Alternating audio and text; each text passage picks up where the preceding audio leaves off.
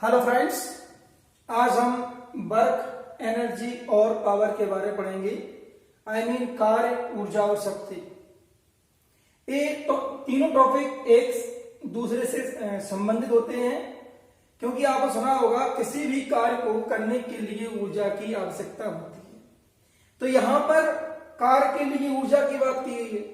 और अगर हम कार्य करने के साथ यदि समय की बात करें और कार्य में भी भाग लगा दे किसका, समय का, अर्थात कार्य करने की दर की बात करें तो उसे शक्ति कहेंगे। तो ये तीनों के बारे में मैंने बता दिया है, लेकिन हम थोड़ा विस्तार से चर्चा करेंगे। किसी वस्तु पर आरोपित बल, जिसको हम F मान रहे हैं, और उत्पन्न उस विस्थापन, जिसे हम D मान रहे हैं, के गुणनफल को कार्य कहते हैं। अर्थात यदि हम किसी वस्तु पर लगाए गए बल और उस वस्तु के द्वारा उत्पन्न होने वाले विस्थापन को आपस में मल्टीप्लाई कर दें तो वहां पर हमें कार्य प्राप्त हो जाएगा। और कार्य का जो मात्रक है, ऐसा ही मात्रक उसे जूल कहेंगे, और इसका सूत्र होता है W = F × D। यहां पर हम D की जगह कुछ ही मान सकते हैं, जिससे आपको डिस्प्लेसमेंट को आपको जिससे डिनोट करना हो वो आपकी मर्जी है। ऊर्जा, हम ऊर्जा की बात करते हैं। भौतिकी में ऊर्जा वस्तुओं का एक गुण है जो अन्य वस्तुओं में परिवर्तन उत्पन्न करता है। सपोज करिए कि कोई गुब्बारा है, उस गुब्बारे पर आपने बल लगाया और विस्थापन हुआ, तो वहां आप कहेंगे तो कार्य हुआ है, लेकिन उसको करने के लिए ऊर्जा की आवश्यकता है, क्योंकि जो उसका परिवर्तन हुआ गुब्बारे के आकार में, बल लगाने से कार्य के रूप में जो परिवर्तन हुआ है वो ऊर्जा के कारण ही हुआ है। तो हम अर्थात कहेंगे किसी भी कार्यकर्ता के द्वारा कार्य करने की क्षमता को ऊर्जा कहते हैं। तो आप उस गुब्बारे का कितना आकार बिगाड़ सकते हैं? आकार बिगड़ रहा है, बल लग रहा है,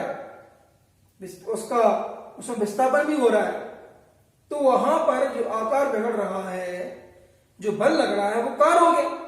लेकिन हम उसमें कितना परिवर्तन कर सकते हैं वो ऊर्जा पर डिपेंड करता है। प्रकार, इसके 4 प्रकार होते हैं: यांत्रिक ऊर्जा, स्थितिज ऊर्जा, गतिज ऊर्जा और ऊष्मीय ऊर्जा। यांत्रिक ऊर्जा, मैकेनिक्स एनर्जी। तो मैकेनिकल एनर्जी जो होती है, जितने भी हमारे वाहन हैं, जितनी मशीनें हैं, वो सभी यांत्रिक ऊर्जा से ही कार्य करती हैं। दूसरा, बांध, डैम। तो डैम की जो दीवार होती है, जो पानी रुका हुआ है, तो उस पानी में जो ऊर्जा है, उसकी पोजीशन के कारण, सेल पोजीशन के कारण जो उसमें ऊर्जा है पानी में, उसे कहेंगे पोटेंशियल एनर्जी, यानी कि स्थितिज ऊर्जा।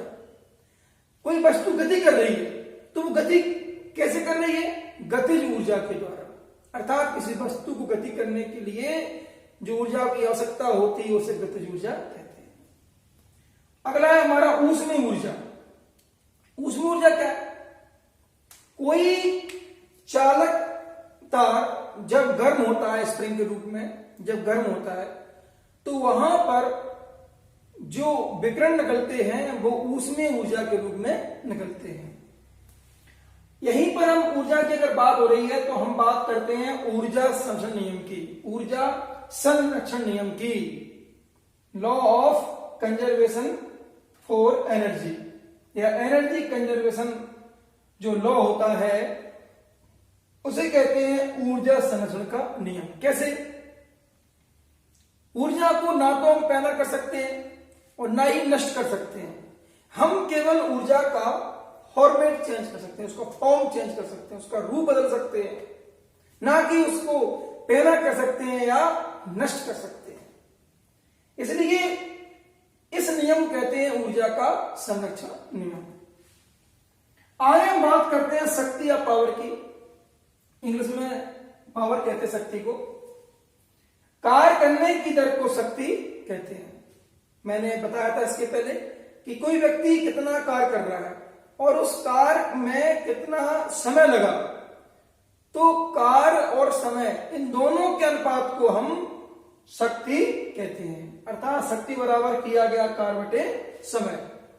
शक्ति को P से डिनोट करते हैं, कार्य को W से डिनोट करते हैं और समय को स्मॉल t से डिनोट करते हैं। इस तरह से P इक्वल W/T होगा और कार्य की जो ऐसा ही मात्रक है, कार्य का जैसा ही मात्रक है वो क्या होगा, वाट होगा।